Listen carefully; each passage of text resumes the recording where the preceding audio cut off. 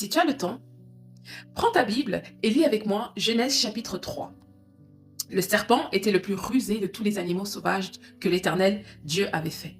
Il dit à la femme, Dieu a-t-il vraiment dit, vous ne mangerez aucun des fruits des arbres du jardin? La femme répondit au serpent, nous mangeons du fruit des arbres du jardin. Cependant, en ce qui concerne le fruit de l'arbre qui est au milieu du jardin, Dieu a dit, vous n'en mangerez pas et vous n'y toucherez pas, sinon vous mourrez. Le serpent dit alors à la femme, vous ne mourrez absolument pas, mais Dieu sait que le jour où vous en mangerez, vos yeux s'ouvriront et vous serez comme Dieu. Vous connaîtrez le bien et le mal. La femme vit que l'arbre était porteur de fruits bons à manger, agréables à regarder et précieux pour ouvrir l'intelligence. Elle prit de son fruit et en mangea. Elle en donna aussi à son mari qui était avec elle et il en mangea. Leurs yeux à tous les deux s'ouvrirent et ils prirent conscience qu'ils étaient nus. Ils attachèrent des feuilles de figuier ensemble et s'en firent des ceintures.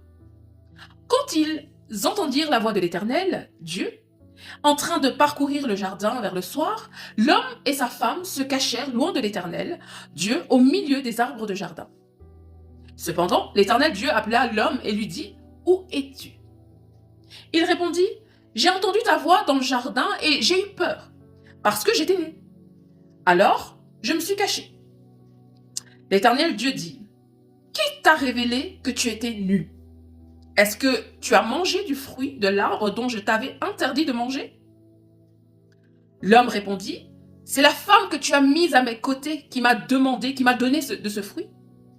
Et j'en ai mangé. » L'Éternel Dieu dit à la femme, « Pourquoi as-tu fait cela? » La femme répondit, « Le serpent m'a trompée et j'en ai mangé. » L'Éternel Dieu dit au serpent, « Puisque tu as fait cela, tu seras maudit parmi tout le bétail et tous les animaux sauvages. Tu marcheras sur ton ventre et tu mangeras de la poussière tous les jours de ta vie. Je mettrai l'hostilité entre toi et la femme, entre ta descendance et sa descendance. Celle-ci t'écrasera la tête et tu lui blesseras le talon. Il dit à la femme, j'augmenterai la souffrance de tes grossesses. C'est dans la douleur que tu mettras des enfants au monde. Tes désirs se porteront vers ton mari, mais lui, il dominera sur toi. Il dit à l'homme, puisque tu as écouté ta femme et mangé du fruit au sujet duquel je t'avais donné cet ordre, tu n'en mangeras pas. Le sol est maudit à cause de toi.